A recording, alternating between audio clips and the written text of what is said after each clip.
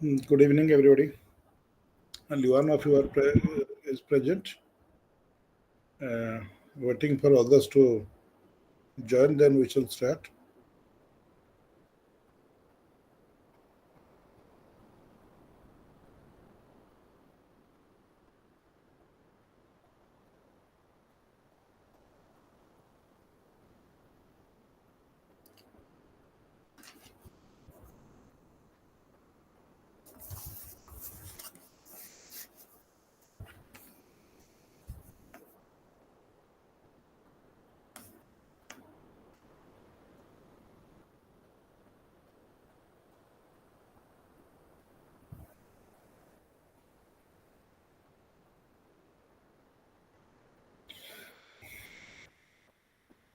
नमस्कार सर। नमस्कार। ମୁଁ ଅପେକ୍ଷା କରିଛି ଆଉ ଜଣେ ଦି ଜଣ ଆସିଲା ପରେ ଆମେ ଆରମ୍ଭ କରିବା।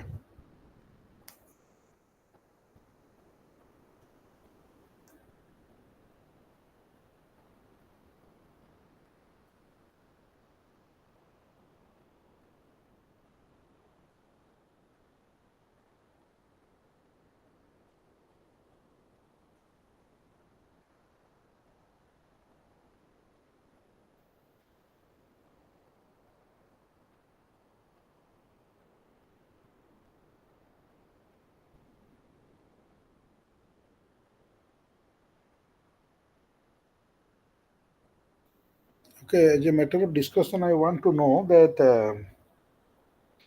whatever we have discussed in the classroom in our last 7 classes, have you gone through your study material? Have you gone through your books? And if you have ever found any doubts or like that, ଯାହା ପଢ଼ା ହେଇଛି ଗତ 7ଟା କ୍ଲାସରେ ସେସବୁ ବିଷୟରେ ତମେ ତୁମର study material ବା ଯେଉଁ ବହି ତୁମକୁ ମିଳିଛି ସେଥିରେ କିଛି ପଢ଼ିଛ? सर स्टडी मैटेरियल अधिक मैंने टिके जानी होनी प्रोसेस अधिक एक्सप्लेन करछि कि अधिक माने पीरियडटा ବୁଝିବ କ'ଣ ହେଲା ତମର ଟିକେ କ'ଣ କି Budheswar, your voice is not clear. I think you have some problem with your mic. Whatever maybe your study material. हां इग्नो जो बही बुक गुडा अछि से माने सिलेबस टिके एक्सप्लेन अधिक करछि ना किछि माने ନାଇଁ ସିଲାବସରେ ଯାହା ଅଛି ସେମିତି କିଛି ଅଧିକା ନାହିଁ, ବଟ୍ କଥା ହେଉଛି ଯାହା ତୁମର ଷ୍ଟଡି ମେଟେରିଆଲରେ ଦିଆହେଇଛି ଗୁଡ଼ାଏ ଡେସ୍କ୍ରିପସନ୍ ଦିଆହେଇଛି। It is only in order to boost your knowledge. ବୁଝିପାରିଲ, ଯାହା ତୁମ ଡେସ୍କ୍ରିପସନ୍ ସବୁ ଦିଆହେଇଛି ବହିରେ ଅଧିକା ଦିଆହେଇଛି ଏଇ ପାଇଁ to boost your knowledge. All things you are not required to write your answer. You have to pick up, as I am just going through, you have to pick up the important points, and first of all you give a thorough reading. Okay, you give a thorough reading, then after that you try to pick up the important points. For example, this class I am going to discuss about social structure in the urban and rural areas. It is in your unit 27, the last unit of the block 7. So here important point we are going to discuss about that how social structure in urban area and rural area came to be influenced or transformed during colonial rule. Colonial rule means the rule when British East India Company, either through diplomacy or through power, conquered the territories of India one after another. Again. Europe माने चाहे तो स्थल माने आगे बांग्लादेश करूले माने हम answer में देखि आसे तो से माने काहे जलपथ माने करिक माने एत्रिका मार्गरे काहे वाणिज्य कारोबार कले कोन स्थलपथ कोन चाहे तो करता ना हम करूले ना ट्रेडिंग करूले। हाँ, you are right. This is a very good question as well as it needs some explanation. First of all, we are all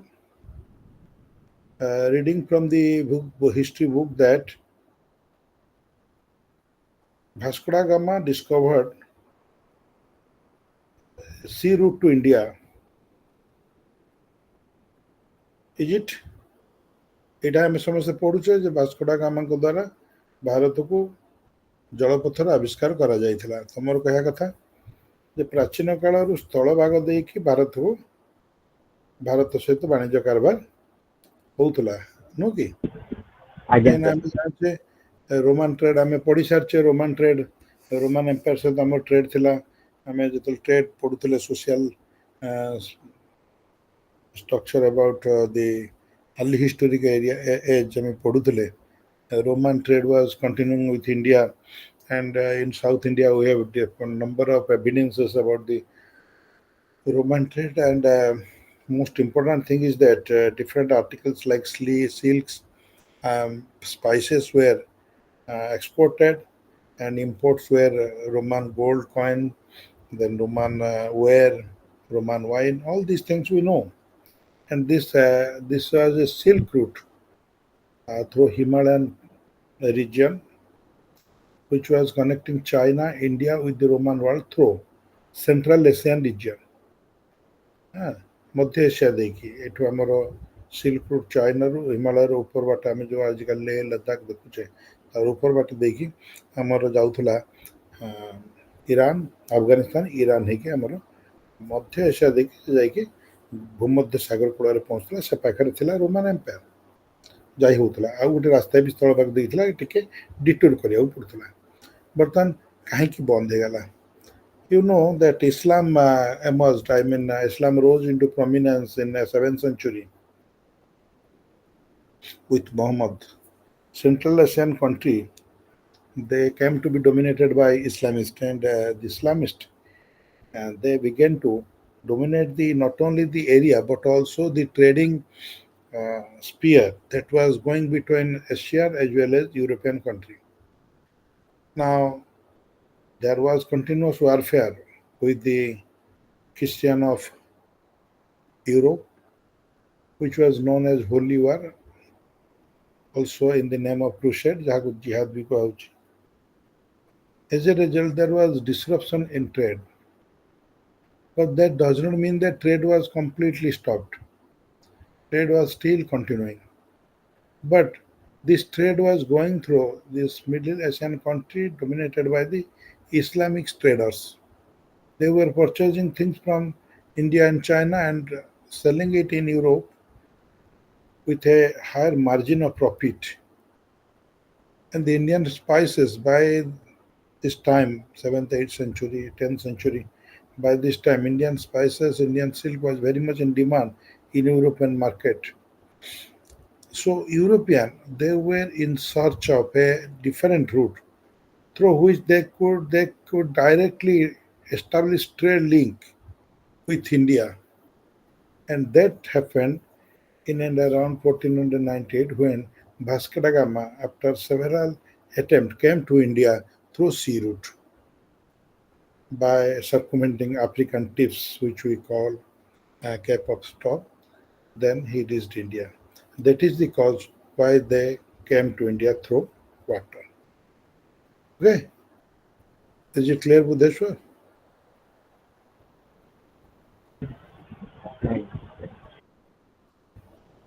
Okay. Anybody, any other question? Kalinga ଯୁଦ୍ଧ କରାଯାଇଛି ମାନେ ଅଧିକାଂଶ ବୁକରେ ମେନସନ ହଉନି ରାଜାଙ୍କ ମେନସନ ନାହିଁ ଯେମିତି ଅଶୋକ ଆକ୍ରମଣରେ କଳିଙ୍ଗର ରାଜା ନାହିଁ। ମୁଁ ଗୋଟେ ବେଳେ ବୁକରେ ପଢୁଥିଲି କିରଣ କମ୍ପିଟିସନ ସେଥିରେ ମେନସନ ହେଇଥିଲା ଯେ ଯେତେବେଳେ କଳିଙ୍ଗ ଆକ୍ରମଣ କରିଥିଲା ଅଶୋକ ସେଇ ସମୟରେ ମାନେ କଣ ହାତୀ କମ୍ପା ଅଭିଲେଖ ମାନେ ଅଛି ମିଳିଛି ଯେ ସେଥିରେ ଗୁପ୍ତରାଜ ବୋଲି କିଏ ଜଣେ ଶାସନ କରୁଥିଲେ କଣ ରାଇଟ ନା କଣ?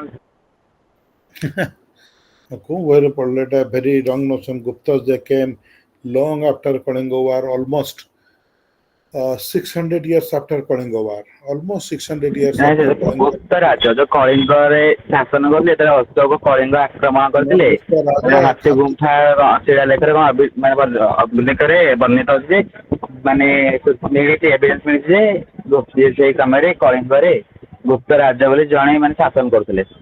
ନା that is a very false reading। ଯିଏ ଲେଖିଛି ସେଟା ଭୁଲ ଲେଖିଛି ବା ତମେ ଯୋଉଟା ପଢିଛ ଠିକ ପଢିଛ କିନ୍ତୁ ତମେ ତାକୁ ଠିକରେ ଉପସ୍ଥାପନ କରିପାରୁନ ବା ତମେ ଭୁଲି ଯାଇଛ ଜିନିଷଟା। ଗୁପ୍ତ ରାଜ ନୁହଁ, that is Nanda Raj has been mentioned, Nanda Raj in ଆଜ୍ଞା ସାର୍, Hathigumpha. ଆଜ୍ଞା ସାର୍, ଆଜ୍ଞା sir. Nandas were predecessor of the Mauryas. Ashoka belonged to Maurya dynasty. Nandas were predecessor. Chandragupta is said to have defeated uh, Dhanananda, the son of Mahapadmananda.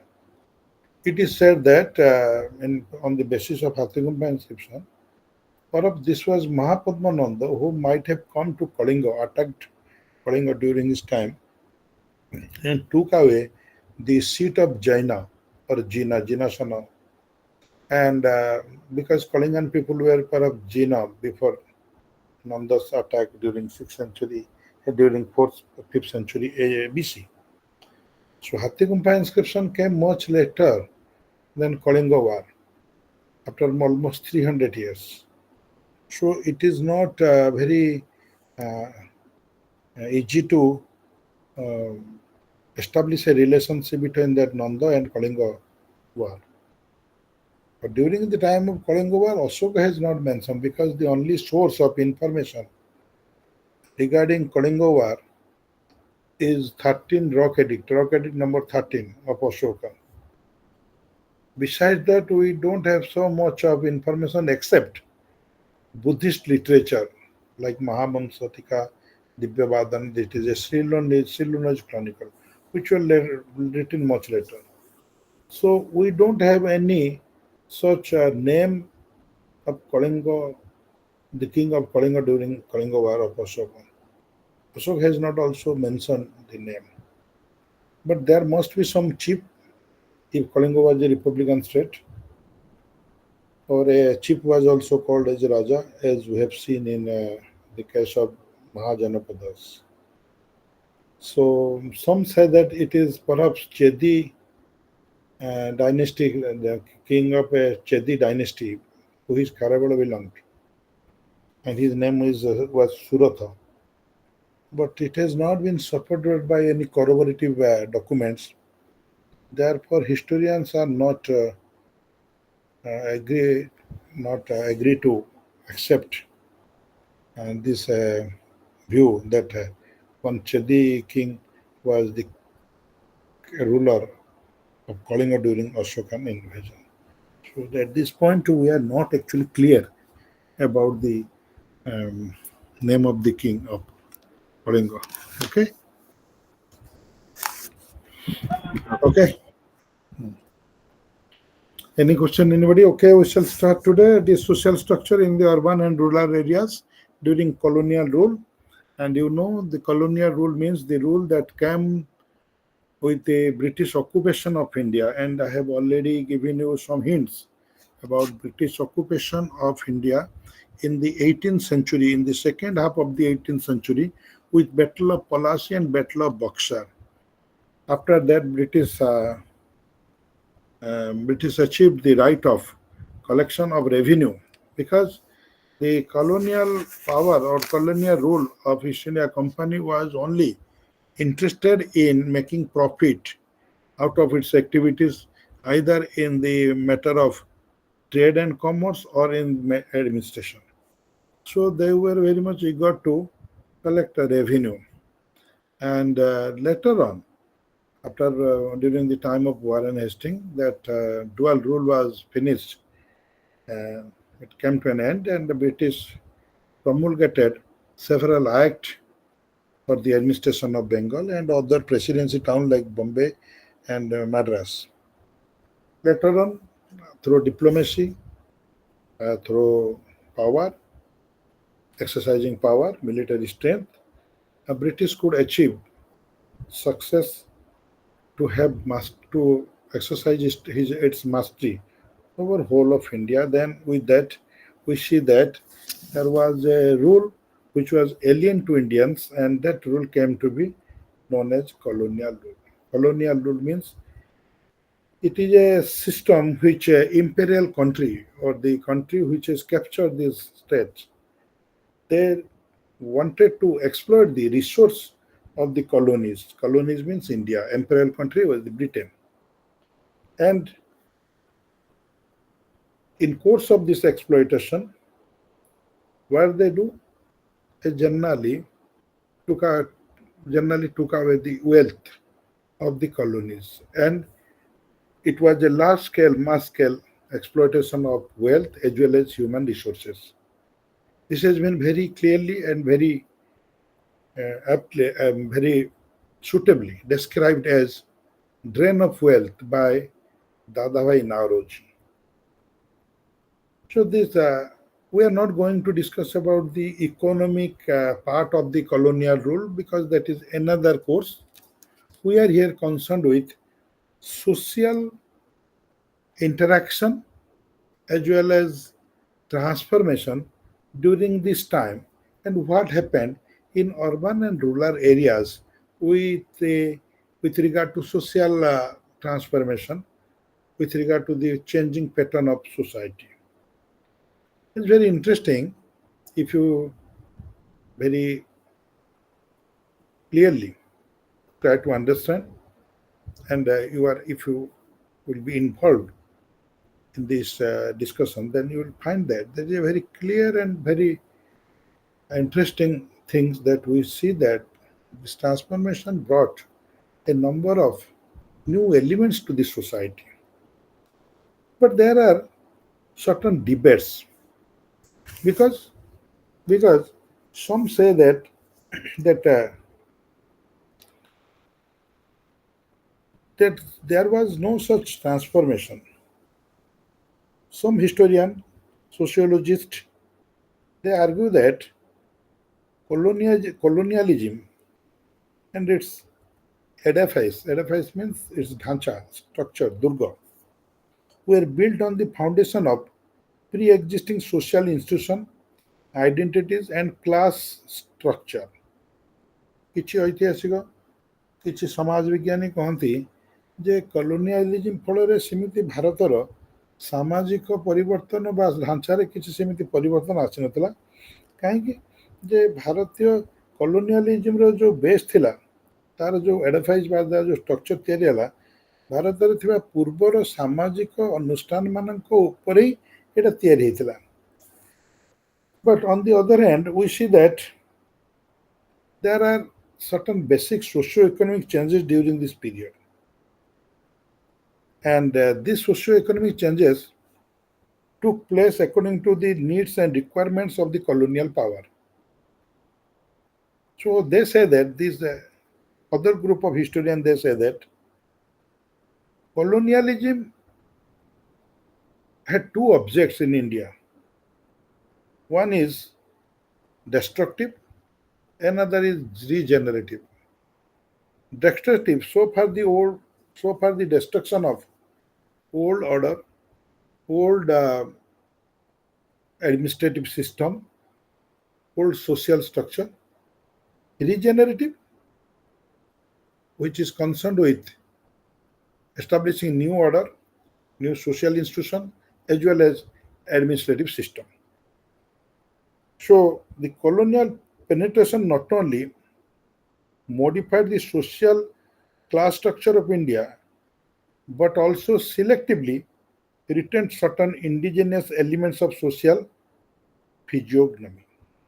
So ଖାଲି ଭାରତରେ ଥିବା class ଷ୍ଟ୍ରକ୍ଚରକୁ ବଦଳେଇ ଦେଲାନି, କେତେ ଗୁଡ଼ିଏ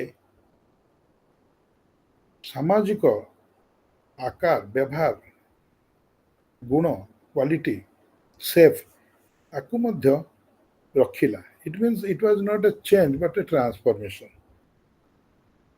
So as we have discussed, colonialism is a system which imperial country through which imperial countries try to exploit the markets and the resources of the colonies. In brief, we can say that it is an exploitation of economy as well as human resource of the colonies. And what is the after sum total or result of this colonialism? Through this exploitation, what happens? The traders are benefited, capitalists and bankers of the colonial imperial countries are benefited, and on the other hand, the indigenous social class of the colony, they are made subordinated. And peasants, most exploited class, they were exploited to the extent that they were forced to adopt various means to produce agriculture, agricultural raw production for industries located in the imperial country. So colonialism, you know, exploited economy and human resource to that level that यार imperial country बा जो colony जो माने तैयारी करचंदी बा acquire करचंदी से country रो trader माने banker माने कैपिटलिस्ट माने they become very much benefited but here colony रे रहउथवा लोक माने एक्सप्लॉइटेड होंती आ मोस्ट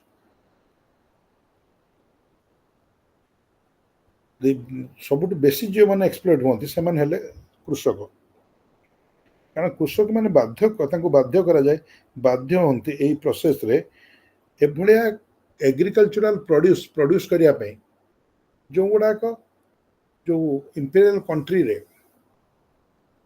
जो इंडस्ट्री अच्छी से इंडस्ट्री रॉ मटेरियल भाव में व्यवहार हो पार उदाहरण ब्रिटिश भारत रे कॉलोनियलिज्म तार आरंभ होला पर कॉलोनियल पावर ब्रिटिश रो स्थापन होला पर भारत रे कृषक मानकर अवस्था खराब होला before that we have seen that during the time of Mughal rule और medieval time sultanate rule that peasants or the agriculturists they were producing different types of food grains along with some cash crop. Cash crop were very much limited. Production was limited. Why? Whatever requirement was there, that much was produced.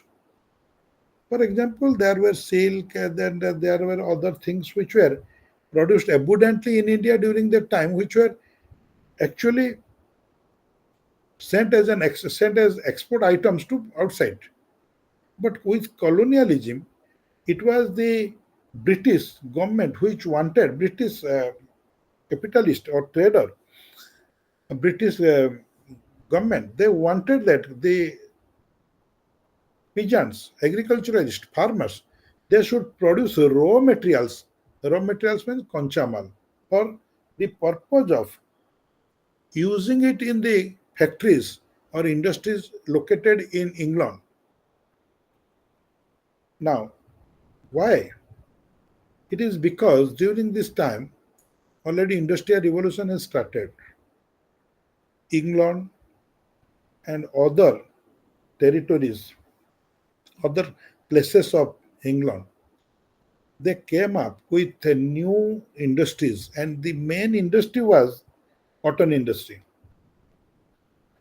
So colonies were the place where raw material could be produced, could be sent to these industries for the use, and the finished product could be brought to colonies for the purpose of selling. Colony raw material jibo sedu tiyari hobo etiki asiki bikri hobo. So the most important motive was and vital motive was profit. So here the farmers were forced to produce raw material for the industries located in imperial countries. What sort of raw material? For example, corpus. Corpus means cotton. And then indigo. They were not that they were produced before, but they were produced in limited quantity. Now, huge quantity was required for the purpose or for feeding these industries in England.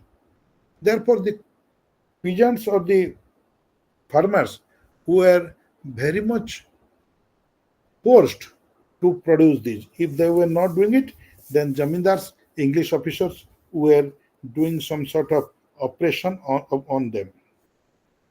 Similarly, the artisans were rendered unemployment in the face of competition from imported industrial goods from the metropolitan country. I mean, it means from imperial country.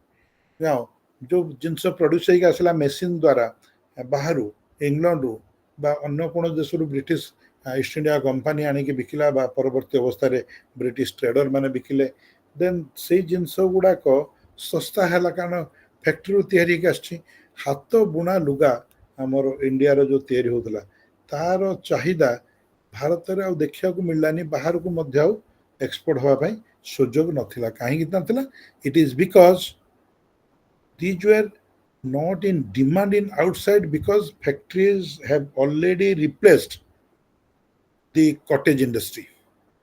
Secondly, in India, in colony itself, there was competition of machine-made goods as well as hand-made goods.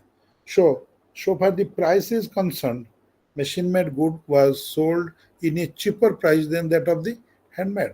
If you can go and verify, then you shall see a Sambalpuri sari of present day will be costlier than the machine sari being imported to Odisha from Surat ରୁ ବା ଅନ୍ୟାନ୍ୟ ଜାଗାରୁ ଆସୁଥିବା ଲୁଗାକଳୁ ତିଆରି ଶାଢ଼ୀର ଦାମ ଯଥେଷ୍ଟ କମ୍ ସମ୍ବଲପୁରୀର ଗୋଟେ ଶାଢ଼ୀର ଦାମ ଠାରୁ ତା ଫଳରେ ଲୋକ ସାଧାରଣତଃ ସେଇ ମେସିନ୍ ମେଡ୍ ଶାଢ଼ୀକୁ କିଣିବାକୁ ଯିବ ସୋ 18th ସେଞ୍ଚୁରୀର ଶେଷ ବେଳକୁ ଏବଂ 19th ସେଞ୍ଚୁରୀ ଆରମ୍ଭ ବେଳକୁ ଏଇଭଳିଆ ଗୋଟେ ଅବସ୍ଥା ଆମେ ଦେଖିବାକୁ ପାଉଛୁ where peasants were forced to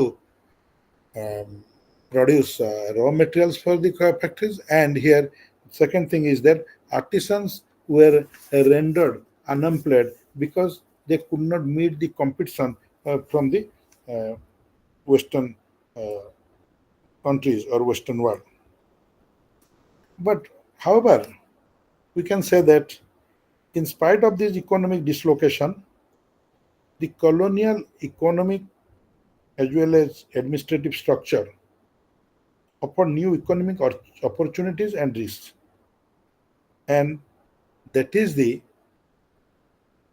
cause or that is the background where we see that there was a rise of new social classes and modification in the position of surviving old classes.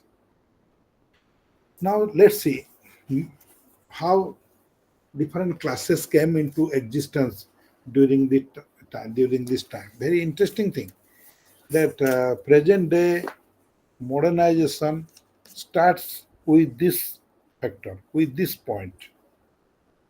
Middle class. As we know that middle class, they always play a very vital role in the matter of either social transformation, social growth, or in the sphere of economic development. How this middle class came into existence? The question is that was there no middle class during Mughal period?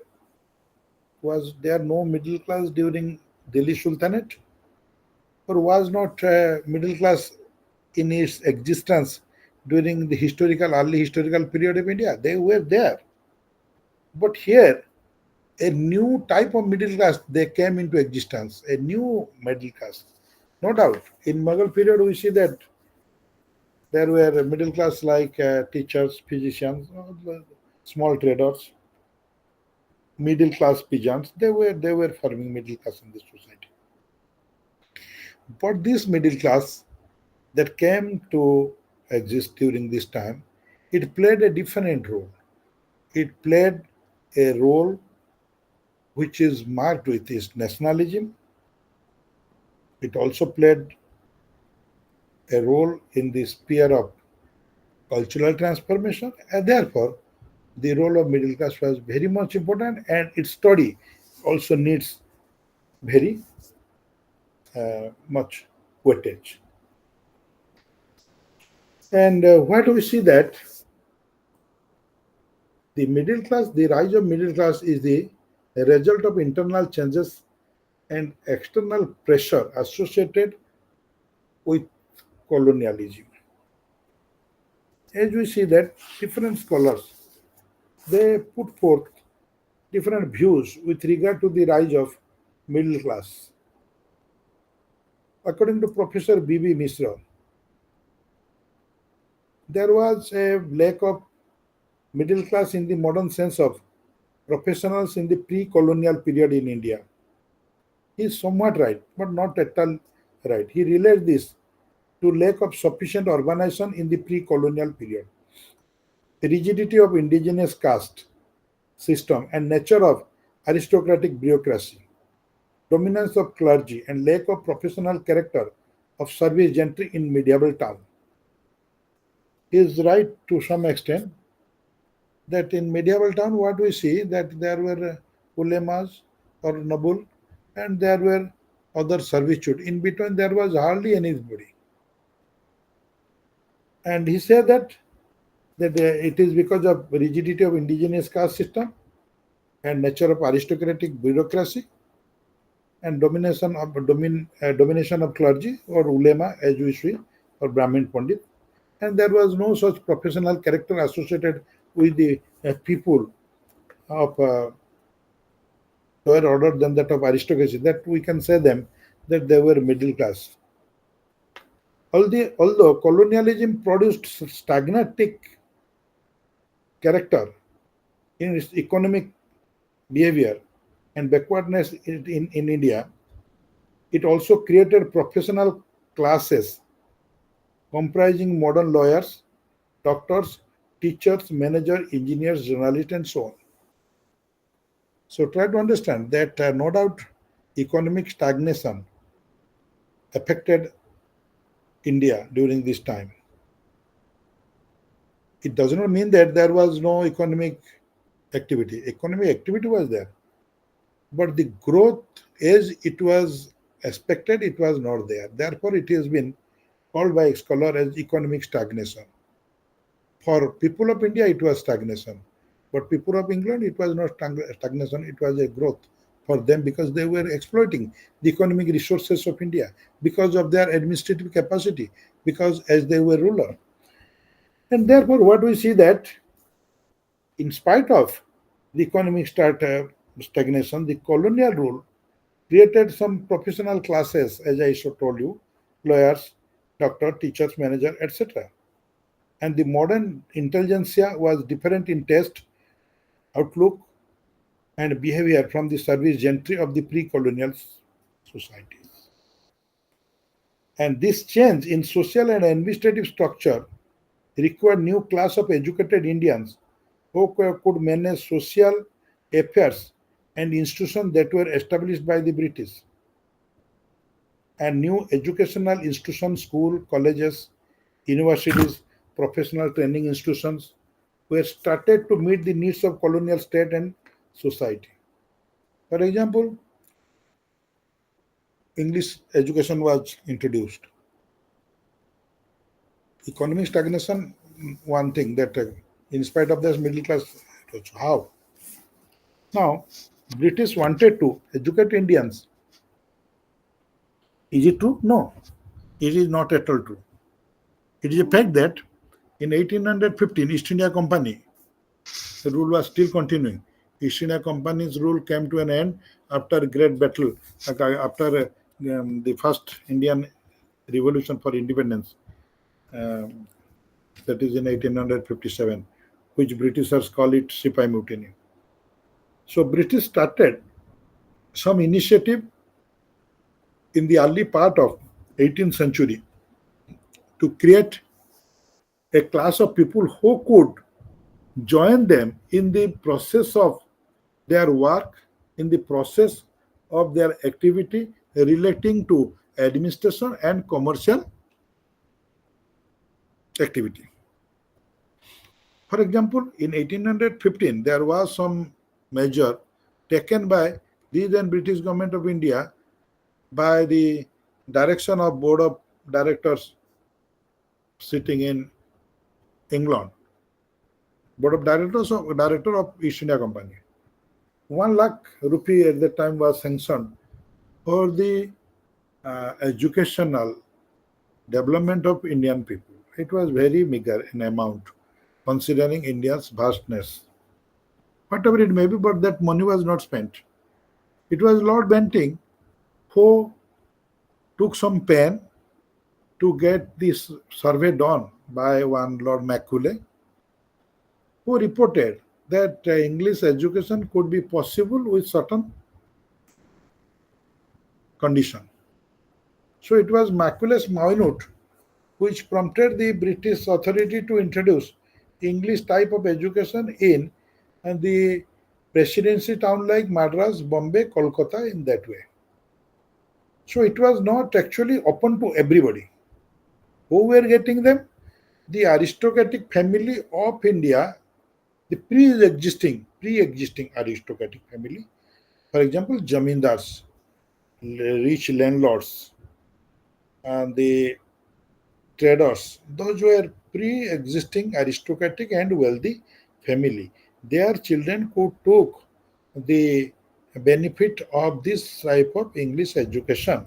So our point is that this newly educated modern intelligentsia, it created a modern intelligentsia mass.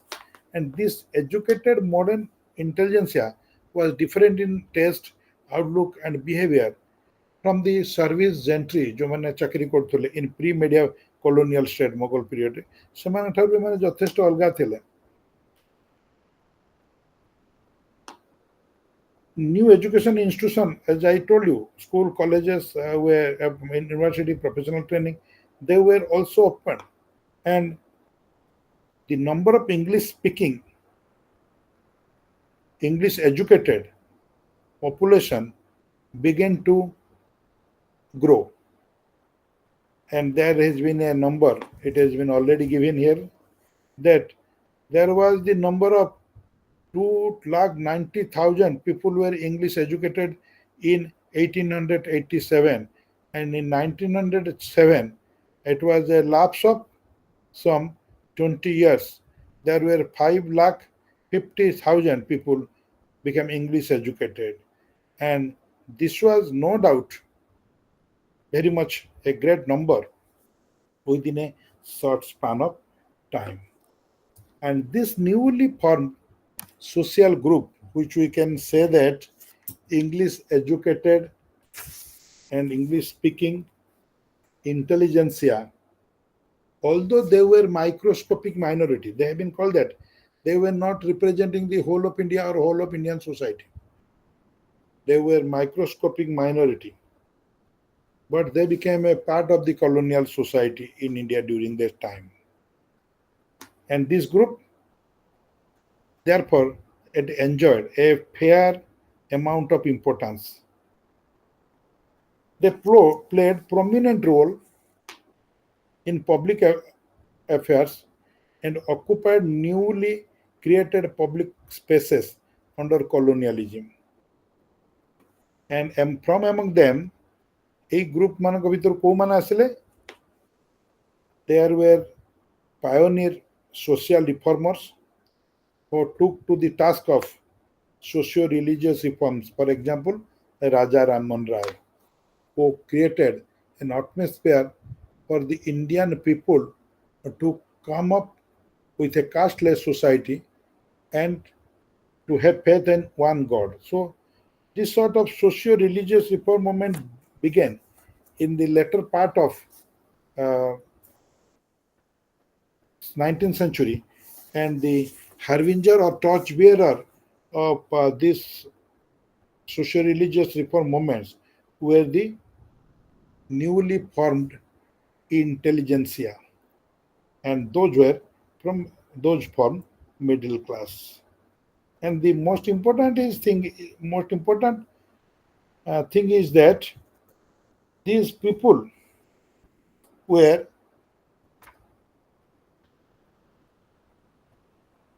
the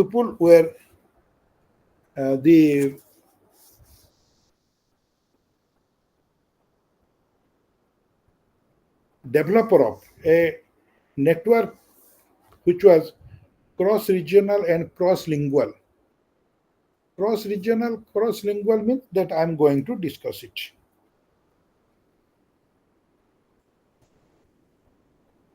because this educated middle class was the product of new Western education initiated by the colonial state for practical administrative expediency.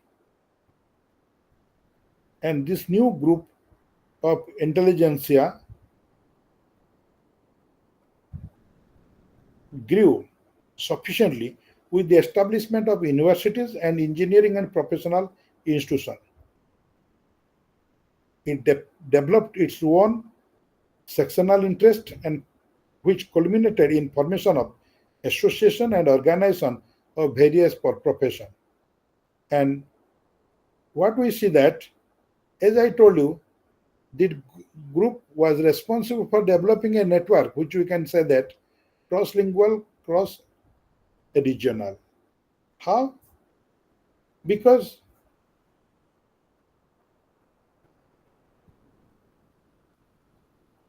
they had to go, an English educated youth had to go from one region to another region for the purpose of his duty.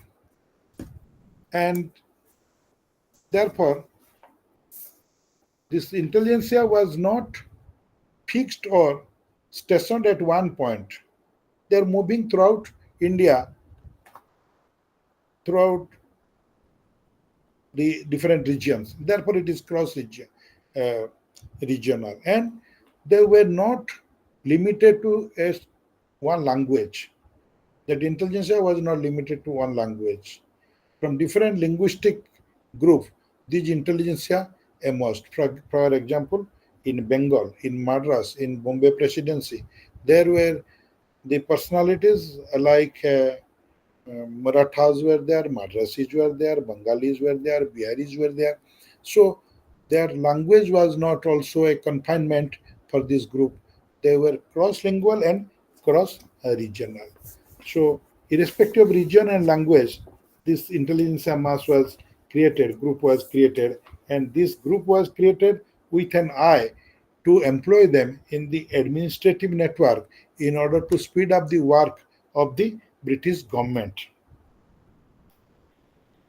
Now, second thing is that with the introduction of English education, it brought with it an increased awareness of currently fashionable ideologies,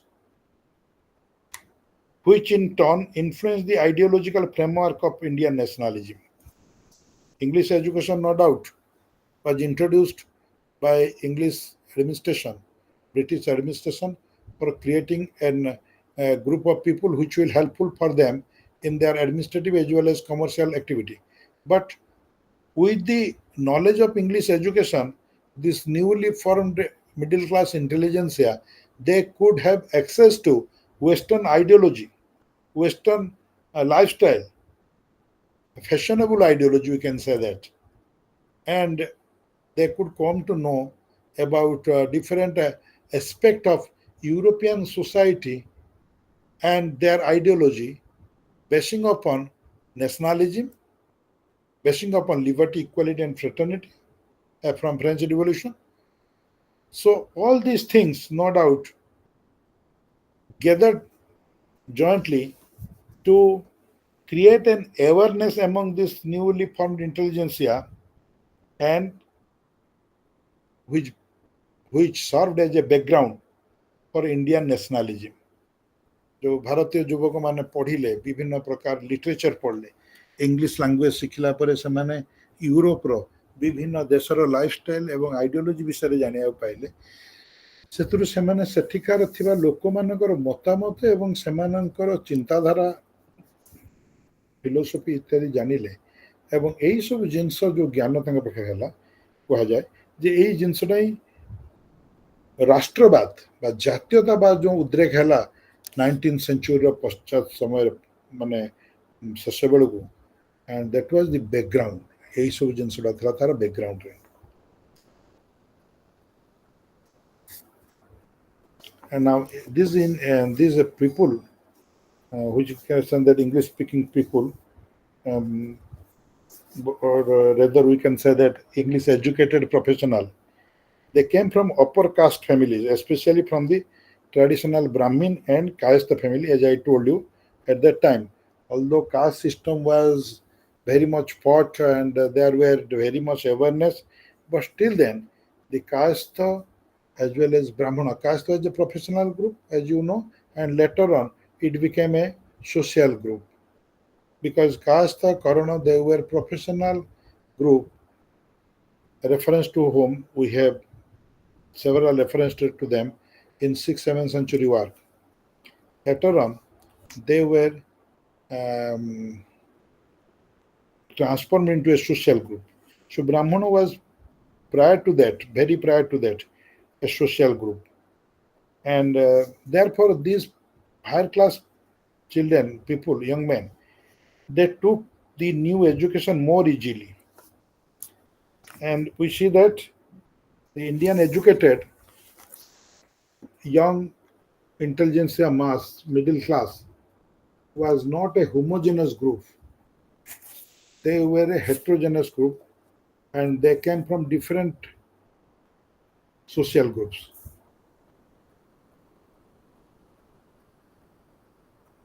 So this way we see that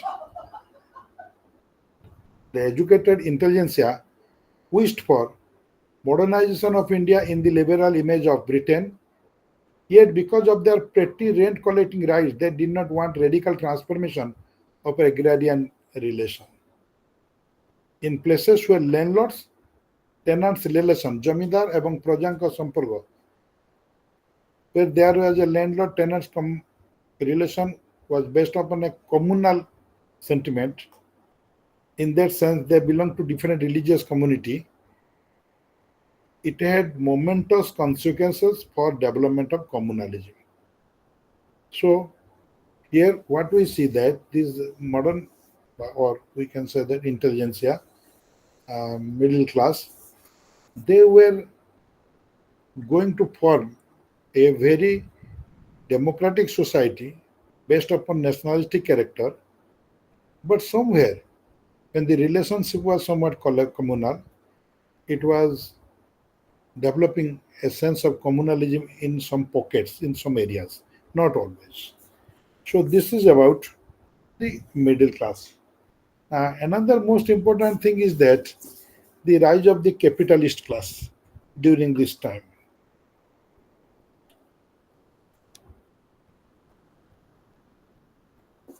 In spite of the presence of a lot of problems and structural constraint, ବର୍ତ୍ତମାନ question ହବ ଯେ ପ୍ରଶ୍ନ ଆମେ କରିପାରିବା ଯେ sir ଆମର ତ ଭାରତରେ କଲୋନିଆଲ ରୁଲ୍ ଆଇଲା, ଭାରତୀୟ ମାନେ ତ ସମସ୍ତେ କଲୋନିଆଲ ରୁଲ୍ ଅଣ୍ଡରରେ ଏକ୍ସପ୍ଲୋଇଟେସନରେ ଥିଲେ, ତ ଭାରତୀୟ ମାନଙ୍କ ଭିତରୁ କ୍ୟାପିଟାଲିଷ୍ଟ କ୍ଲାସ ଆସିଲା କୋଉଠୁ? ଯଦି କ୍ୟାପିଟାଲିଷ୍ଟ କ୍ଲାସ କେହି ଥିବ ତାହେଲେ ସେମାନଙ୍କ ବ୍ରିଟିଶର ମାନଙ୍କ ଭିତରୁ କେହି ଥିବେ, ବା ପ୍ରି ଏକ୍ଜିଷ୍ଟିଂ ଯଦି କେହି ଥିବ exactly they're like that. ଦେଖ you see, there were some things actually କ'ଣ ହୁଏ, ବହୁତ ସମୟରେ ସିଷ୍ଟମ ଭିତରୁ ହିଁ ସିଷ୍ଟମ ଜନ୍ମ ନେଇଯାଏ, ଜଣା ପଡ଼େନି. In India also the same thing happened during the colonial rule. There were a number of problems involved with economy as well as society. So structural constraints were there relating to economy as well as society. And there was white monopoly. White monopoly means Gora Lokamanankara Adhipatya. But in spite of that and out of that developed Indian capitalist class, and its growth was very slow, but it developed. And how it developed? By utilizing opportunities and overcoming obstacles created by colonial economy. The rise and growth of Indian capitalist class was organically linked to the basic structure of colonialism and bore the imprints of that linkage.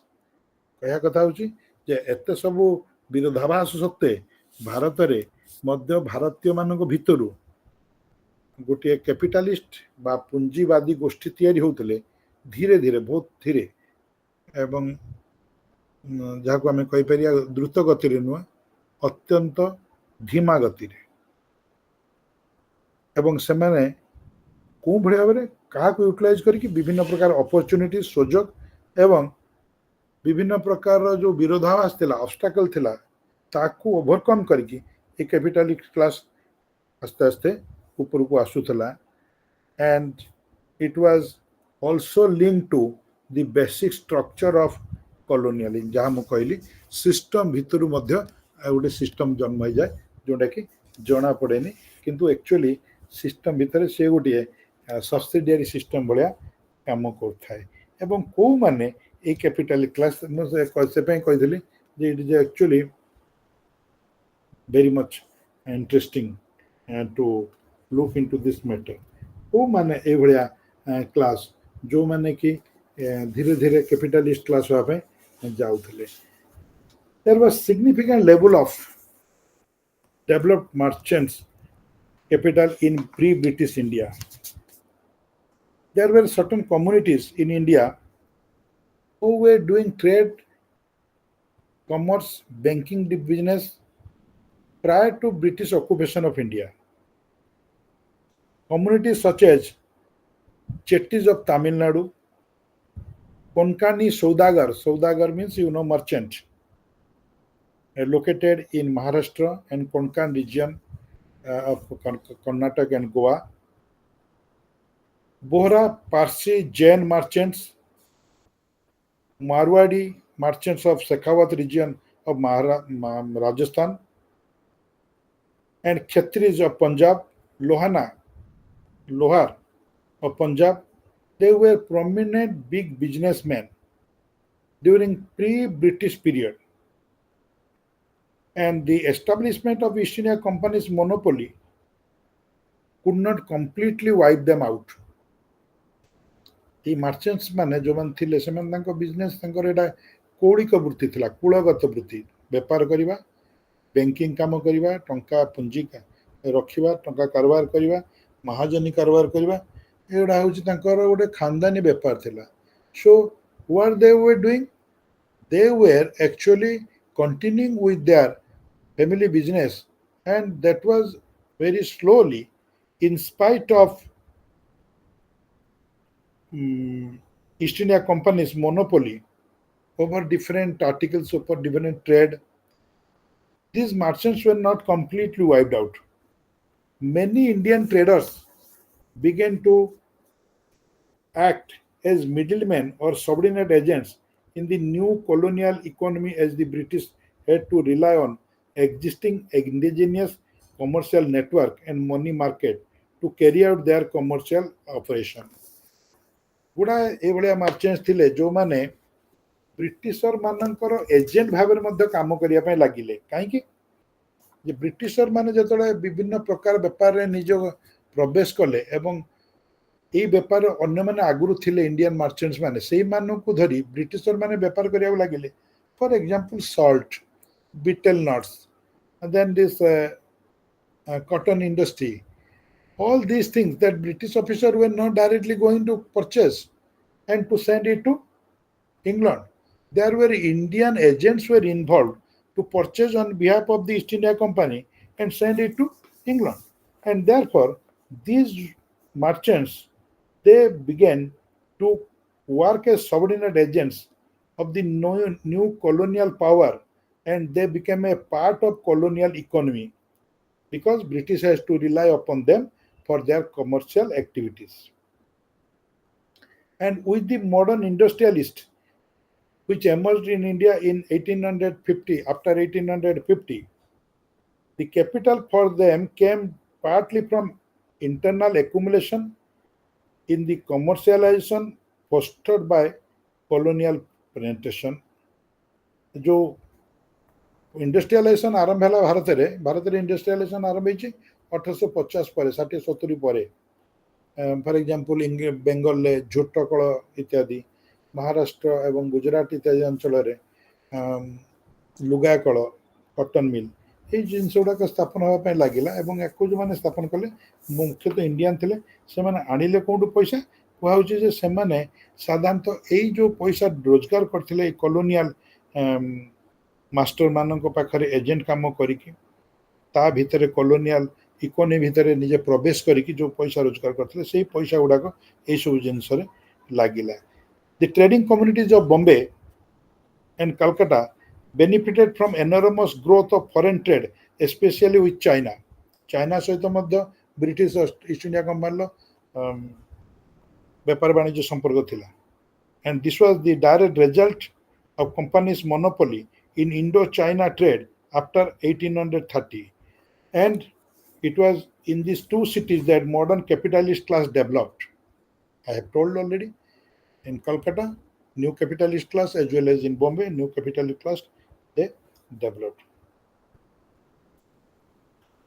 Now, the capitalist class, आमे जो कहले क्षेत्री मान कथा कहले बा बोहरा मान कथा कहले बा कोनकानी सौदागर मान कथा कहले तमिलनाडु चेट्टी मान कथा कहले प्राय सबु कैपिटलिस्ट एक ग्रुप रे आसु नथिले this capitalist class did not always originate from among the traditional business communities engaged in trading and banking.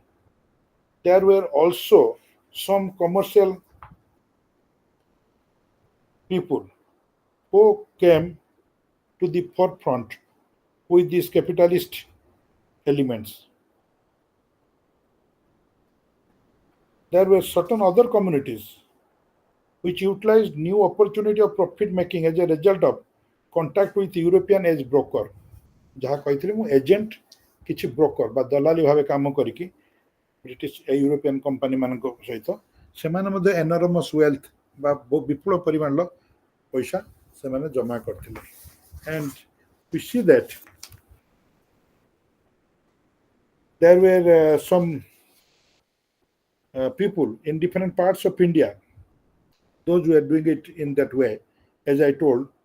For example, Parsis were traditionally not trader or financer, but artisans, carpenters, weaver, and sea builder. Yet they profited most from exports of cotton and opium from the western coast. Parsi मान कथा कहूँ आज आम जाने पार्सी मैंने बहुत बड़ा व्यापारी बहुत बड़ा businessman for example Tata he belonged to Parsi community. Generally, they were not, initially they were not businessmen, not having commercial transaction with them, involved in any commercial transaction, but rather they were artisans. But they were not also financiers. And what they do, they profited maximum from the opium and cotton business, which was carried on through western coast. Western coast मान अरब सागर बाटे दे जो cotton एवं opium trade होता पार्सी माने सेथिरे माने निजको involve करिकी गुडाए पैसा रोजगार करथिले एवं परवर्ती अवस्था आम देखु जामसेदजी टाटा जी की आयरन बा स्टील एंड आयरन इंडस्ट्री प्रथम भारत में बसवाई सक्षम होते सी पार्सी कम्युनिटी आसते आज पार्सी मान संख्या भारत में 1% टू कम क्यों समान हो समस्ते बिजनेसमैन एवं पैसा वाला I think that we should take some break for 5 minutes, then I shall come with a new industrial labor class. Okay? ठीक अच्छे? Yes. 5 minutes break for taking water.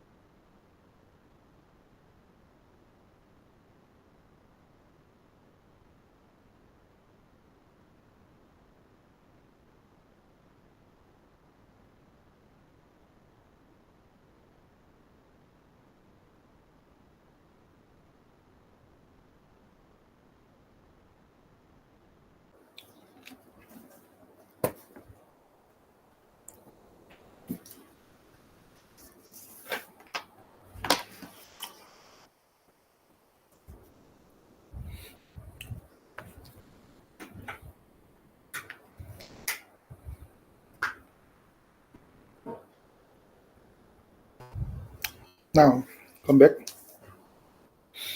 Now, there was a rise of industries, opening of new industries, and also with the new opening of new industries, rise of new industries in the 19th century. Generally, there was shift from rural and traditional occupation, such as agriculture and craft, to modern ones as mechanized industry. Mm, As we see that during this 19th century, when new industries were established, the agriculturalists in rural areas they migrated to certain extent. Their number was not that high. Those were landless, and those areas where continuous famines occurred. From these areas, generally, people from rural areas, once involved in agriculture, they migrated to the towns like Bombay, Kolkata in search of job. And job was to work in the industry. And in this way, the skilled laborers tended to be more permanent in employment, while unskilled consisted of casual or temporary workers. Skilled laborers, they became mechanics running machine like that, but unskilled laborers were employed as temporary workers or casual workers on the basis of daily wages. So they were mere wage earner. But why these people were leaving their areas? As I told you, the prone area, the people without having any landed property who were doing agricultural work on the basis of wage, and that was not also guaranteed always. Therefore, this population of labor, this population of worker, they find their way to these newly developed cities with industries. There, we can see that the industrial laborer of Bombay cotton mills came mainly from Konkan, the Deccan, and the United Province. Uttar Pradesh, ଆଜି ଯାହାକୁ ଆମେ କହୁଛେ, Deccan ଯାହାକୁ ଆମେ କହୁଛେ Maharashtra, Karnataka ଅଞ୍ଚଳ, and similarly, jute industry in Kolkata, in Bengal, find the workers from Bihar, Eastern UP, and Odisha. ଓଡ଼ିଶାରୁ ମଧ୍ୟ ପ୍ରାଚୀନ ଅଲଗା ଆଗରୁ ବହୁତ ସଂଖ୍ୟାରେ ଝୋଟ ମିଲରେ କାମ କରିବା ପାଇଁ ଯାଉଥିଲେ. As I have already told, these laborers were employed from this region because price of labor was low in these regions. Number one, the factories utilized the cheap labor from these poor agricultural areas instead of employing local labor, because local labor used to charge more. The mill owners keep the bargaining power and wages of workers low, also use the institution of employment through an intermediary, thus creating the kind of labor lordism. Labor lordism means जो आमे कहते कुली सरदार, कुली सरदार माने मध्य create हेले जो माने कि labour मानु को नहीं कि फैक्ट्री काम करेबा. फॉर एग्जांपल गोटे फैक्ट्री ओनर बा फैक्ट्री मैनेजमेंट कहला मोर 100 लेबर दरकार, ये 100 लेबर को दबो, ता बदले से किछि पैसा कमिशन हिसाब रे पाइबो. This is called labour lordism by Kuli Sardar. However, the purchase of seeking industrial employment could not be augment family income, reduce and spread risk, especially in famine-prone district, and to retain grip in the rural economy. So, in this way, we can say that this was the formation of urban labor class in 19th century. So there are many things that we can also have for discussion, but due to paucity of time, we cannot go details. Then coming to another class of people, merchants and trading class. During this time, in the colonial period, some prominent business and trading communities were thriving in India when the European trading companies tried to establish their commercial empire and trading monopolies.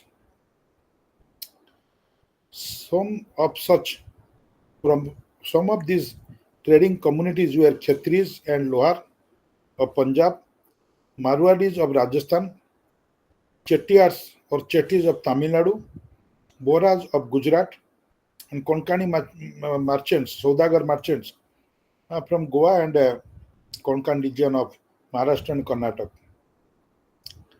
Apart from local market network exchanging rural produce, the traders were also active at limited regional level in small town with permanent market in known kasbah. Kasbah means small town. I have already discussed it in my last class.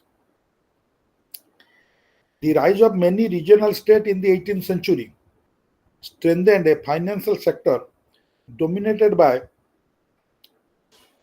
a particular family, dominated by some families called Srof, who were very much involved in banking business. Srof. Similarly, these families converted currencies, discounted bills of exchange or hundis, remitted money in advance for land revenue and lend money to local elite.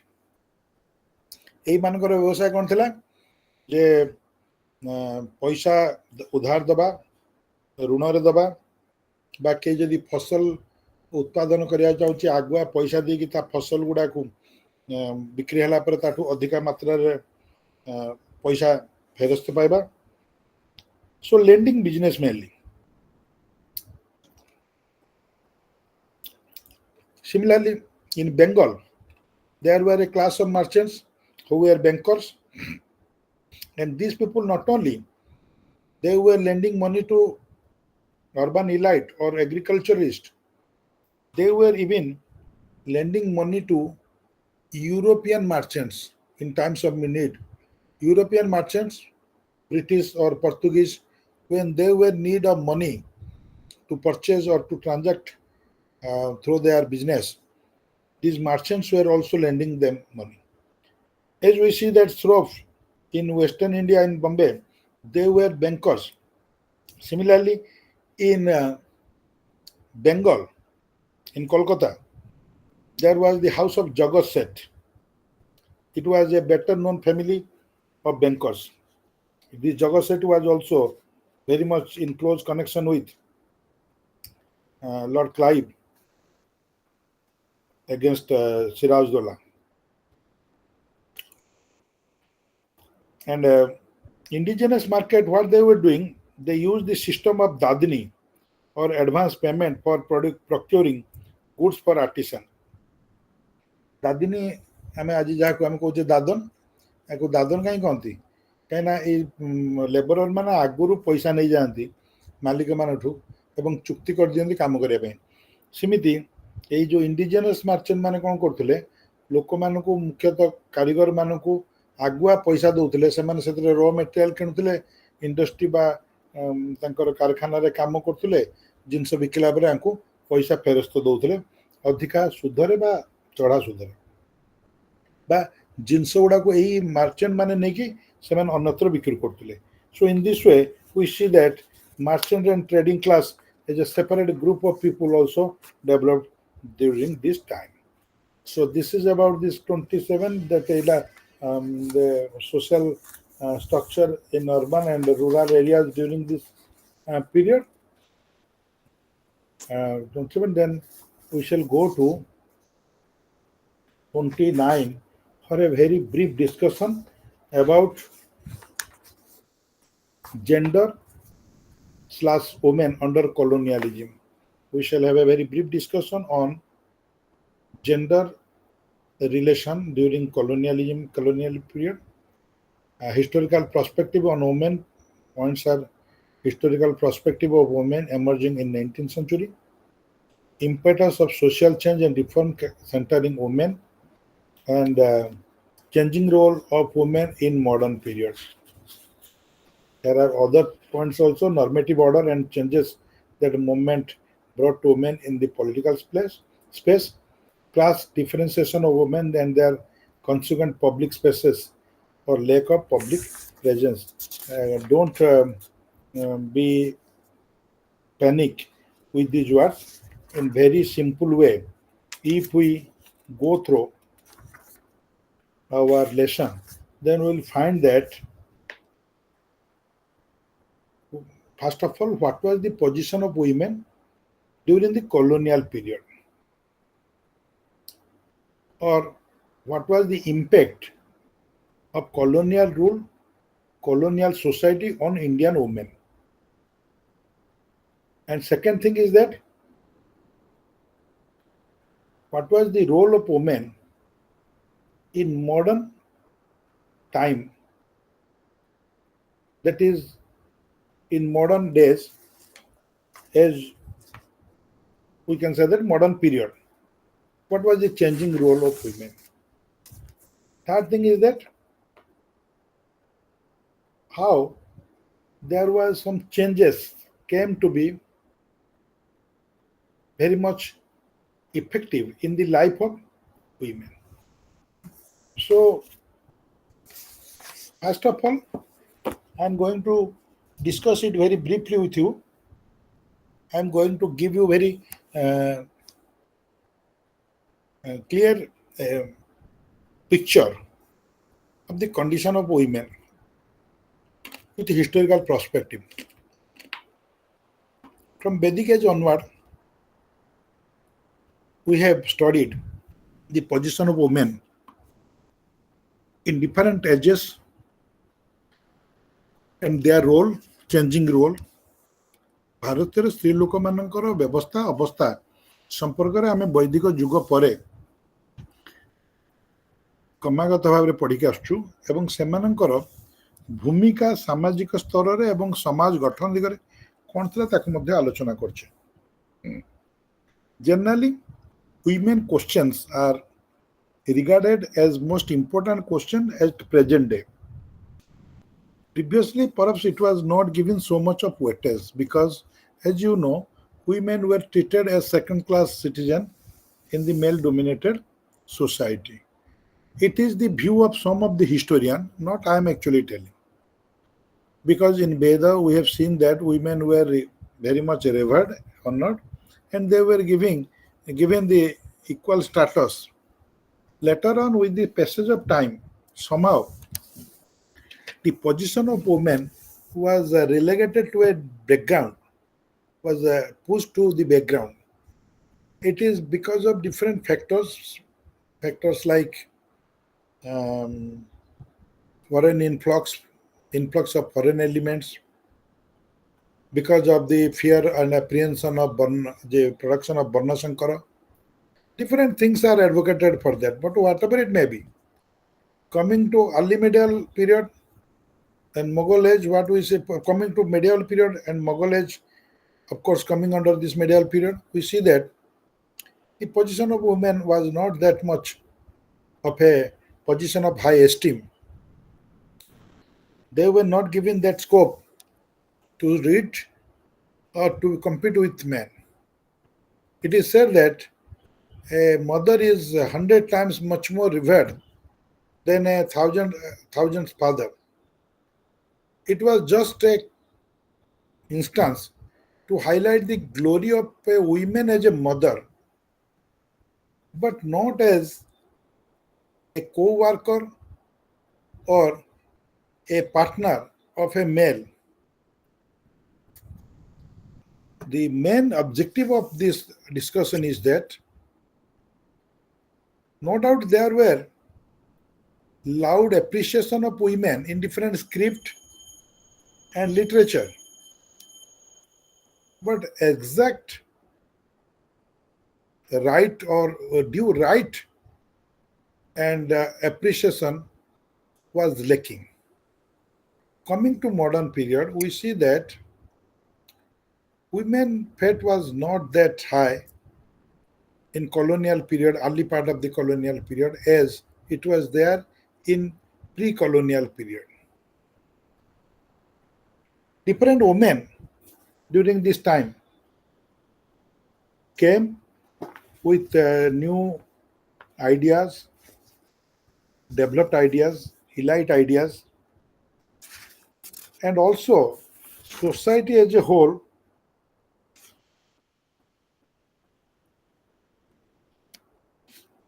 come with the reform movement where women had a very important place. For example, the crime that was committed to women in the form of sati, it was closed, it was put to an end by Sati Anti-Sati Act bill initiated by Lord Bentinck. Similarly, it was in 1829, like that. Similarly, there was another bill which was introduced in 1856, and the bill was Widow Remarriage Act under the Lordship or Viceroy, under the Governor Generalship of Lord Dalhousie. That is Widow Remarriage Act.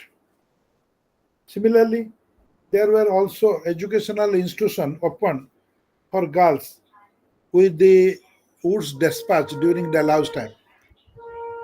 You see, after Macaulay's Minute, which advocates for the introduction of English medium of education for Indian young men, the second step was taken by Charles Sute, who was a member of Parliament of Britain, who had given a letter to Lord Dalhousie, who was there in India as Governor General. In that, he has given some clauses, some points for taking up for the benefit of Indian people in this sphere of education. For the first time, we see that Woods has given categorically mention about the promotion of education among the girls student, girls children, girls. So education institutions were also opened for girls after that. And also during this time, a number of reform movements were carried out, and this reform movement produced a regional focus or one or many social issues, and one of these was concerned with women. जो विभिन्न प्रकार socio economic movement बा धार्मिक और सामाजिक आंदोलन चलला से आंदोलन विभिन्न प्रकार सामाजिक एवं विभिन्न प्रांतीय समस्या गुड़िक उपरे आलोकपात कला एवं गोटे समस्या मध्य ता भीतर थिला women. It may be Raja Rammohn Rai or Dayanand Saraswati or any reformer. They all unanimously fought for the justice as well as right of women during 19th century. In western part of India, the reform on education of women and a range of social practice such as child marriage, widow remarriage, and the freedom of women not to consent a marriage was very much there. So we have different women luminaries like Ramabhai Ranade, Tarabhai Shinde, and also Savitri Phule, who were fighting for justice for women. For example, women, they had no right to say no to a marriage. So this was also an issue involving women. Here we see that Ramabai Ranade was a child wife of a very important social reformer of Maharashtra. He was M.G. Ranade, Mahadev Govinda Ranade. And she made it possible to raise these issues in the nationalist campaign. That the question relating to women, such as the age of marriage as well as educational opportunities, became the site of reform for the Indian Social Conference under the leadership of Ranade. And no doubt, government was influenced and approached to bring such bill or act, कानून आईन आनिया पे जोंथरे women मानकर interest एवं right involved थिला.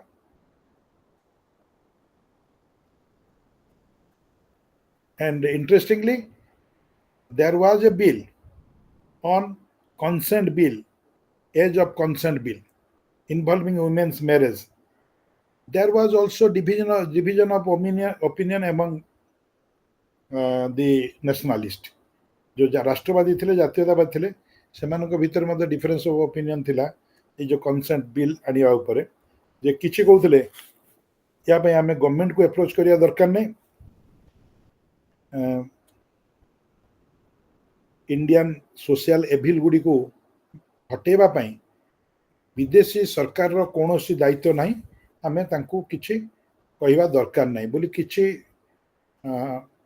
Nationalist और जातीयतावादी कहउतले तांको भीतर थिले गोखले तिलक बाल Gangadhar Tilak. Similarly, there were others who were of the opinion that government should be duly approached to bring certain legislation where the women's issue can be addressed. Just 2 minutes.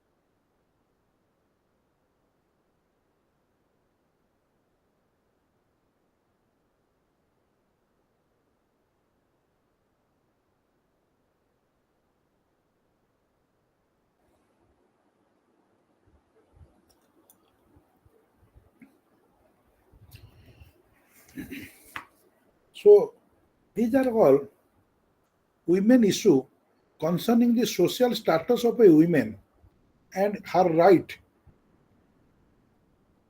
concerning her personal life, marriage, remarriage, widow marriage, or child marriage. But the most important factor, important point of address was the education. So educating women was an important area of focus for the reformers. I've already told you in course of my discussion that Wood's dispatch of 1854 and the move to focus on mass education of the Indian, including the women, as an important component to be targeted, to be achieved, to be aimed. So in this way, what we see that there came certain opportunities and certain sphere were developed, scope were open for the women.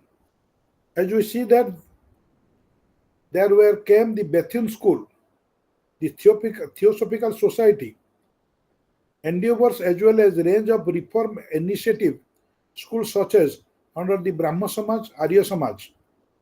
So number of schools were opened for the purpose of educating girl child.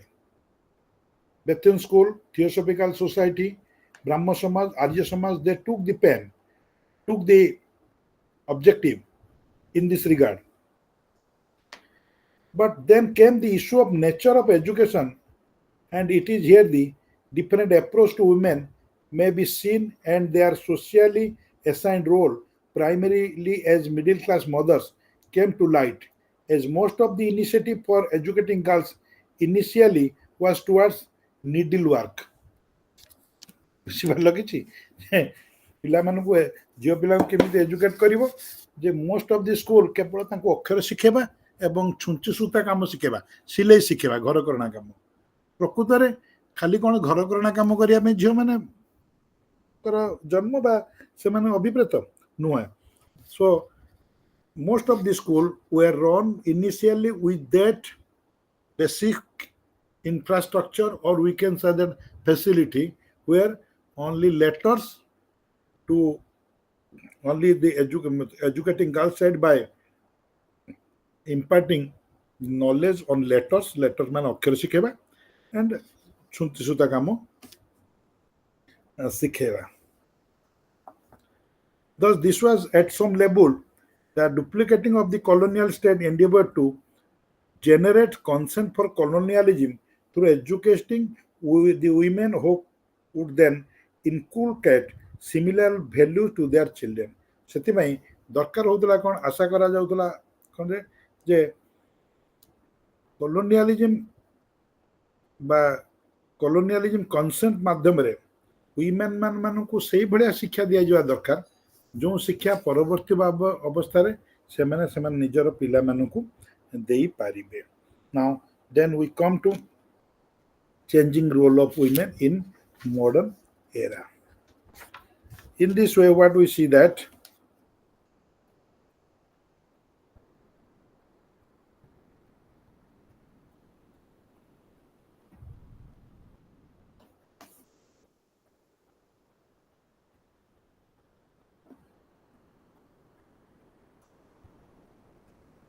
it is with the policies, if the state as well as through popular pressure, through reformist organization, cultural politics, as also nationalistic mobilization, that a number of measures relating to women's condition got taken off। J colonial सरकार मानकर initiative द्वारा, जनप्रिय आंदोलन द्वारा एवं विभिन्न प्रकार संस्कारवादी गोष्ठी मानकर चाप प्रयोग द्वारा केते गुड़े एभली पदक्षेप नियागला जो थे भारतीय स्त्री लोक मान अवस्था किछिटा उन्नति अणा जाई परिबो। These had far-reaching consequences on the nature of the family and position of women within society. So by this way, the schools were all open. Women were also imparted education on the line of boys gradually.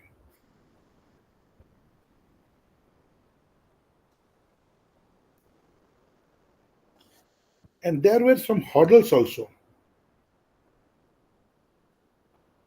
because reform for all the women of India was not a very easy thing.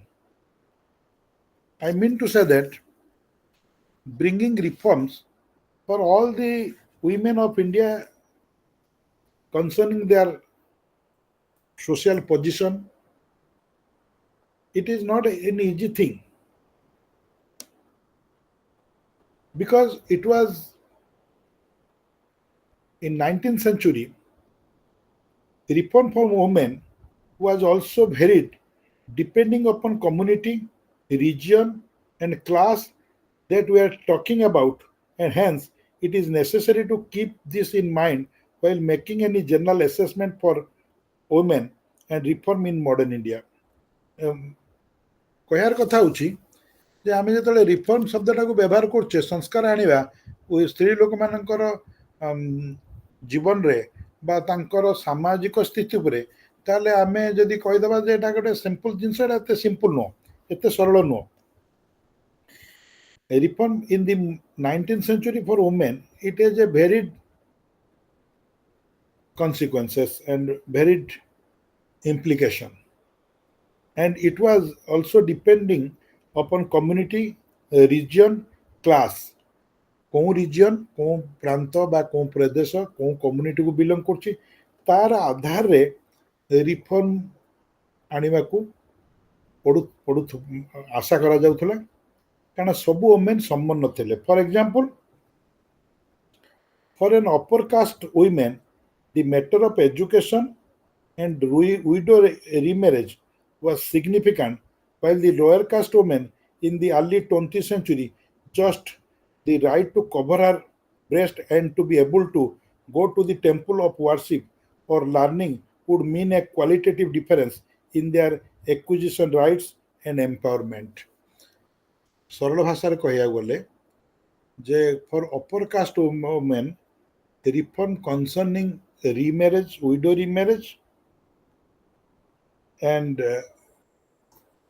getting education is a matter of great concern କାରଣ ବାହାରକୁ ଅପର caste women ମାନଙ୍କୁ ବା ଝିଅମାନଙ୍କୁ ଛଡ଼ା ହେଉନଥିଲା କୁଳିନ ଘର ଝିଅମାନେ ବାହାରକୁ ଯାଇପାରିବେନି କେହି ତାଙ୍କୁ ଦେଖିପାରିବେନି so there was some taboo but for lower caste women covering body is very much important covering body there are certain differences if you go through the history of Kerala you will see that the lower caste women were not allowed to cover their upper part of the body. For if anybody was covering, then they had to pay tax for covering the body. So these are the things that we are not actually in a position to discuss all of them. There were many things. So here it has been meant that reform is not a general term for general women. It means differently for different class of women belonging to region, belonging to different caste, as well as belonging to different social strata. So lower caste women covering upper part of body, going to temple um, and learning with other women, it was just a difference and relating to acquisition of rights and empowerment. Empowerment means ସଶକ୍ତିକରଣ ଏବଂ ତାର ଅଧିକାର ପ୍ରାପ୍ତକୁ ଏଇଟା ଥିଲା ସବୁଠୁ ବଡ଼ ଜିନିଷ ଆଉ ମିଡିଲ କ୍ଲାସ୍ ବା ହାୟର କ୍ଲାସ୍ ଅଫ୍ ସୋସାଇଟିରେ ୱିମେନ୍ ମାନଙ୍କର ପାଠ ପଢ଼ିବା ଏବଂ ରିମ୍ୟାରେଜ୍ ଥିଲା ଗୋଟେ ବହୁତ ବଡ଼ ଜିନିଷ so there are also that different case study where we see that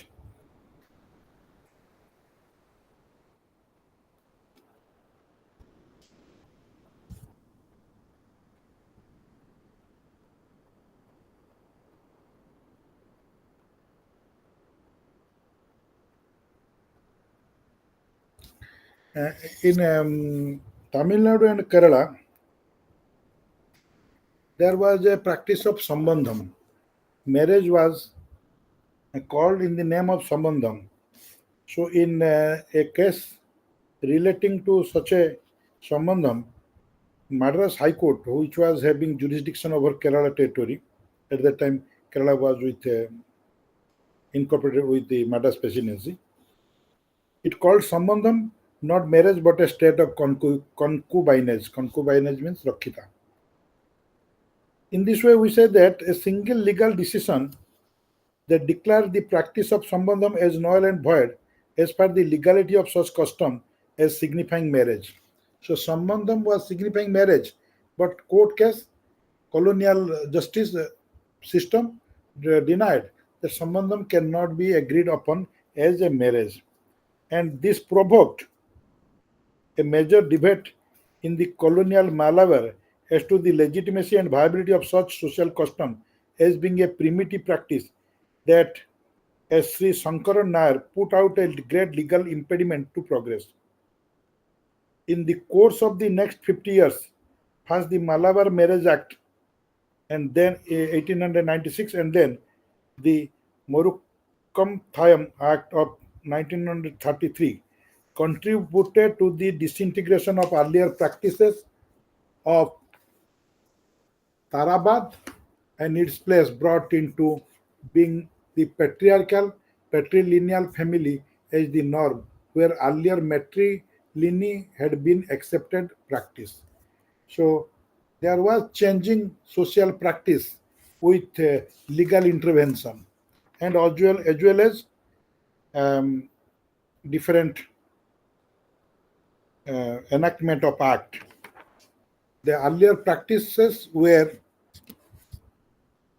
denounced and new practices were introduced. The some of the legislation that was undertaken during this period had far-reaching consequences on the nature of the family. So this was a instance, or we can say that a case study, that is the acts in Malabar, that Malabar Act of Malabar Marriage Act of 1896 and um, Morukkam Act of 1933.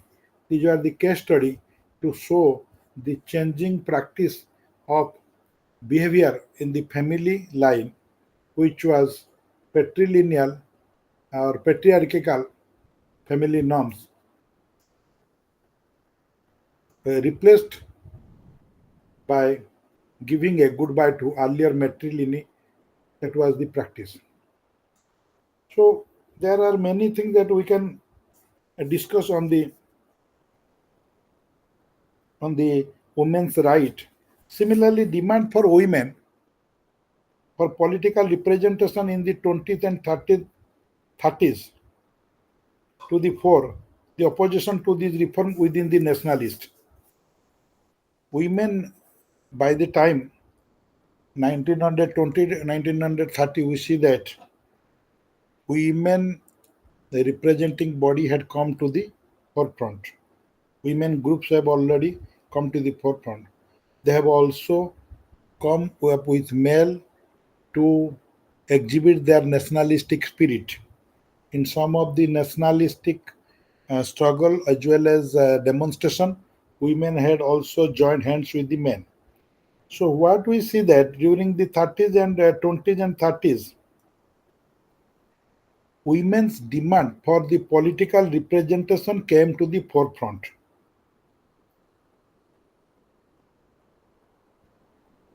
And these reforms were also opposed by the nationalistic from within. ରାଷ୍ଟ୍ରବାଦୀ ନେତାମାନଙ୍କ ଭିତରୁ କିଛି ମଧ୍ୟ ଏଭଳିଆ reform ଡିମାଣ୍ଡକୁ ବିରୋଧ କରୁଥିଲେ. And the reform-minded women did not stop at piecemeal legislation. They were aspiring by now for the economic independence and comprehensive legislation for social and economic changes. Even Mahatma Gandhi, who wanted to improve the status of women, appealed to these women to live in villages to realize that law was not relevant in the manner in which they were demanding for a sizable number of rural women. Even Mahatma Gandhi women ମାନଙ୍କୁ advice ଦେଇଥିଲେ ଯେ ତମମାନେ ଗାଁ ରୁହ ଏବଂ law ବା ଆଇନ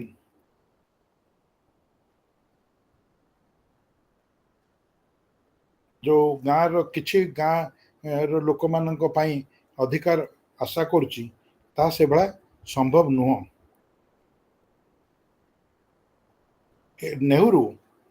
Jawaharlal Nehru also endorsed women's public life, but he gave importance upon agrarian reform over family law reform such as property law and was against any collaboration in this manner.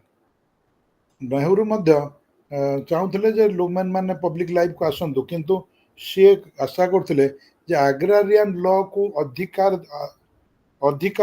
ଗୁରୁତ୍ୱ ଦେବା, family ବା ପରିବାର ନିୟମ ଠାରୁ ଆଗ୍ରାରିଆନ ଲ ବା କୃଷି ଭିତ୍ତିକ ଆଇନକୁ ଅଧିକା ଗୁରୁତ୍ୱ ଦେବା ପାଇଁ ସେ ଚାହୁଁଥିଲେ. କହିବାର କଥା ହେଉଛି ଯେ ୱିମେନ୍ ମାନେ ଯେତେବେଳେ ନିଜର ଡିମାଣ୍ଡ ରାଜନୈତିକ କ୍ଷେତ୍ରରେ ଆଗକୁ ଆସିବା ପାଇଁ ଚାହୁଁଥିଲେ, ସେ ସମୟରେ ରାଷ୍ଟ୍ରବାଦୀ ନେତାମାନଙ୍କ ଭିତରୁ ଯେଉଁମାନେ ସାମାଜିକ ରିଫର୍ମ ଭାବରେ ପରିଚିତ ଥିଲେ, ସେମାନେ ମଧ୍ୟ ଏଭଳିଆ ଡିମାଣ୍ଡକୁ ବା ଦାବିକୁ ସହମତି ଜଣାଇବା ପାଇଁ କୁଣ୍ଠାବୋଧ କରୁଥିଲେ.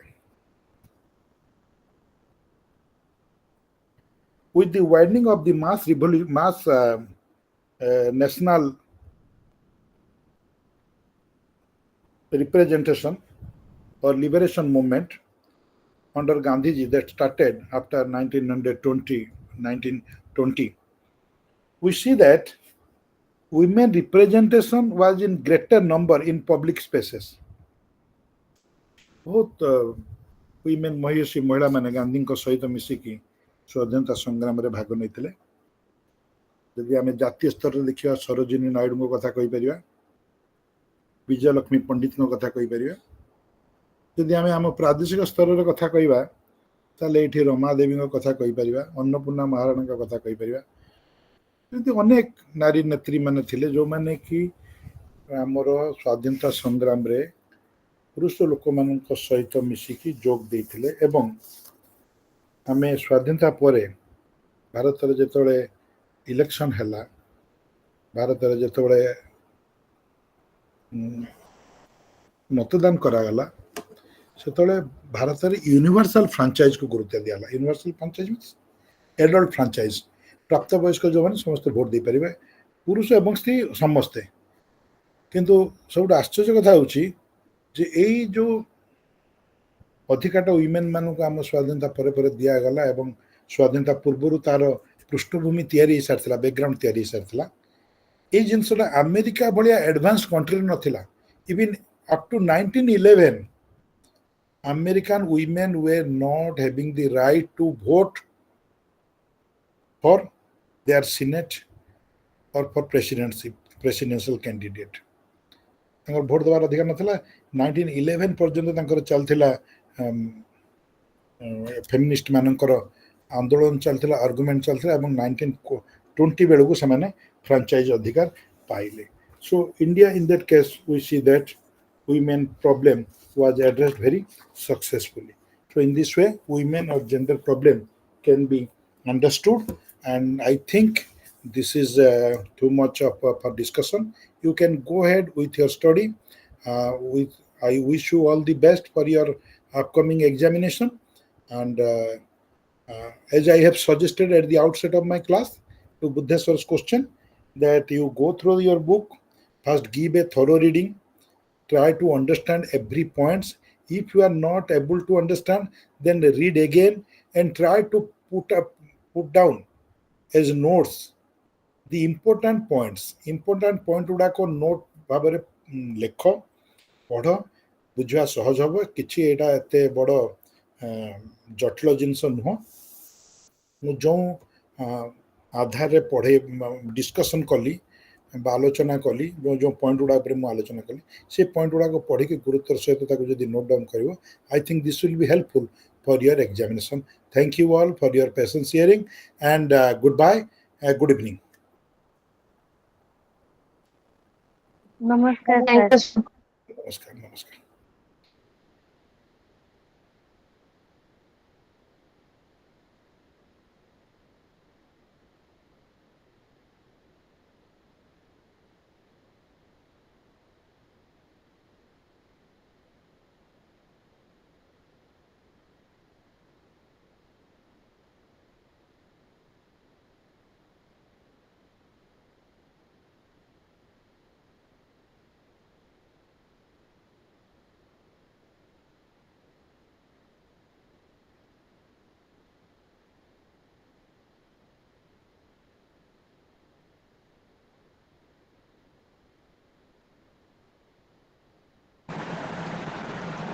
Hi Gayatri.